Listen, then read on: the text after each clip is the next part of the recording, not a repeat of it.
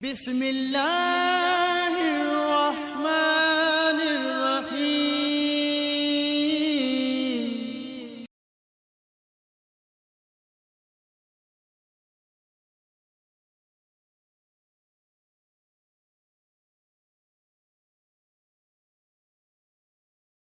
نحمده ونصلي على رسوله الكريم، اما بعد فاعوذ بالله من الشیطان الرجیم، بسم اللہ الرحمن الرحیم۔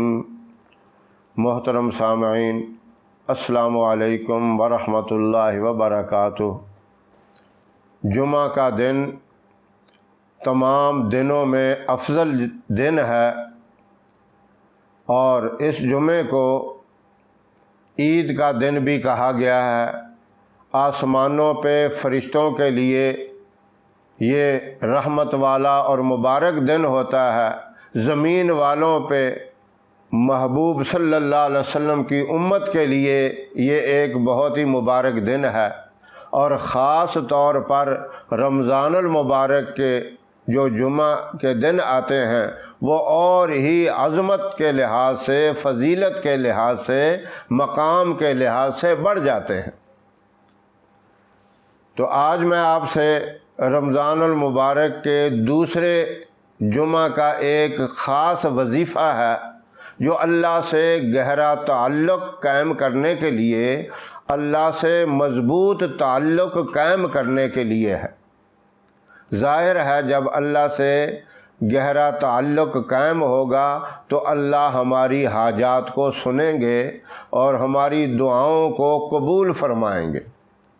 اللہ سے ہم نے اپنی جائز باتوں کو منوانا ہے، اور اس کا طریقہ یہی ہے کہ اللہ کے سامنے ہم عاجزی کریں، گڑ گڑائیں، روئیں اور معافی طلب کریں۔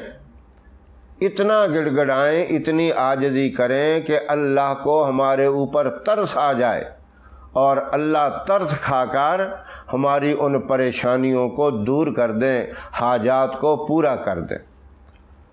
اب اس کے لیے بہت ہی مختصر اور بہت آسان عمل ہے، آپ توجہ سے سنیں۔ میں اپنے اصل مقصد کی طرف آتا ہوں بغیر لمبی چوڑی تمہید باندھنے کے۔ دو اللہ کے صفاتی نام ہیں اور بڑی عظمت والے نام ہیں۔ ان ناموں کو آپ نے جمعہ کے دن پڑھنا ہے، یا جمعہ سے پہلے پڑھ لیں یا جمعہ کے بعد پڑھ لیں، یعنی شام کو افطاری سے پہلے آپ نے یہ وظیفہ کر لینا ہے۔ فجر کی نماز کے بعد اس کا وقت شروع ہوتا ہے، اور غروب آفتاب سے پہلے اس کو آپ نے کمپلیٹ کر لینا ہے۔ اب پورا طریقہ اس کا سمجھیں۔ جب بھی آپ یہ وظیفہ شروع کریں، باوضو بیٹھ کر پوری توجہ کے ساتھ،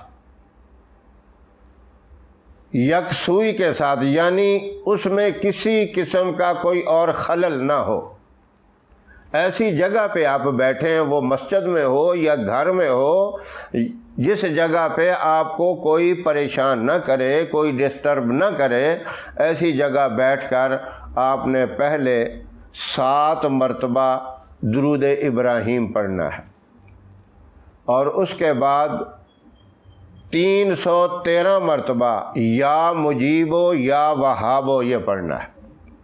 اب یہ دونوں نام پڑھ کے ایک شمار کرنا ہے۔ اس انداز سے یا مجیبو یا وہابو ایک ہو گیا، پھر یا مجیبو یا وہابو یہ 2 ہو گیا۔ اس طرح 313 مرتبہ پڑھ کے آخر میں پھر درود ابراہیم 7 مرتبہ پڑھیں۔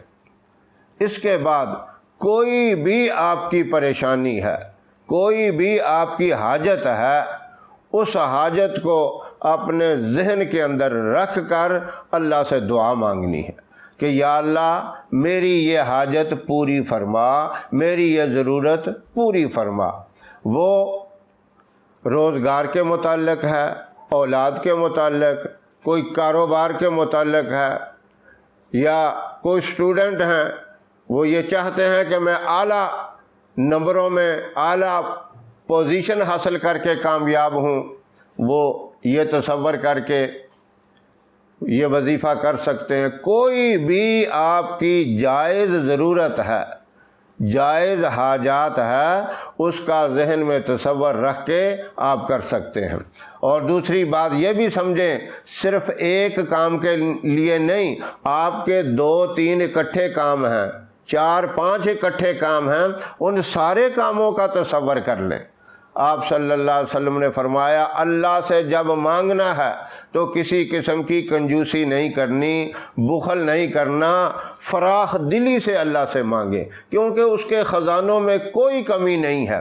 بیک وقت ساری مخلوق اللہ سے مانگنا شروع کر دے، انسان، حیوانات، جنات، فرشتے اور جو لوگ فوت ہو چکے ہیں وہ بھی اٹھائیں اور وہ بھی اکٹھے مانگنا شروع ہو جائیں، اللہ کے خزانے میں اتنی کمی بھی نہیں آتی جتنے سمندر کے اندر سوئی ڈبو کر نکالی جائے اور اس کے ساتھ جتنا پانی لگ جاتا ہے، اتنی کمی بھی اس کے خزانوں میں نہیں آتی۔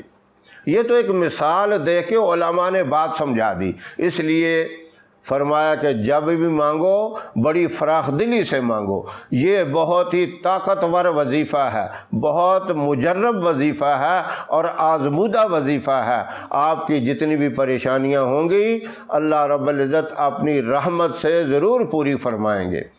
دوسرا جمعہ آنے والا ہے، اس کی آمد ہے، پہلے ہم اس لیے بتا رہے ہیں تاکہ مکمل طریقے سے اس سے استفادہ حاصل کر لیا جائے۔ یہ ایسا عظیم وظیفہ ہے، جس نے بھی کیا ہے وہ محروم نہیں رہا۔ اللہ نے کما حقہ یعنی پوری عظمت کے ساتھ اسے وہ چیز عطا کی ہے۔ تو میں یہ امید کرتا ہوں اس وظیفہ سے آپ ضرور فائدہ اٹھائیں گے اور یقیناً اللہ رب العزت آپ کی حاجات کو، آپ کی ضرورت کو پورا فرمائیں گے۔ اللہ مجھے بھی آپ تمام سامعین کو اس کے اوپر عمل کرنے کی توفیق عطا فرمائے۔ ہماری ویڈیو آپ کو پسند آئے اسے لائک کریں، شیئر کریں، ہمارے چینل کو سبسکرائب ضرور کریں اور ساتھ والے بیل آئیکن بٹن کو ضرور دبائیں تاکہ ہماری آنے والی ویڈیوز کی اپڈیٹ آپ تک آسانی سے پہنچ سکیں۔ اللہ آپ کا حامی و ناصر رہے۔ انشاءاللہ پھر کسی نئے وظیفے کے ساتھ آپ کی خدمت میں حاضر ہوں گے، تب تک کے لیے اجازت دیں۔ السلام علیکم ورحمۃ اللہ وبرکاتہ۔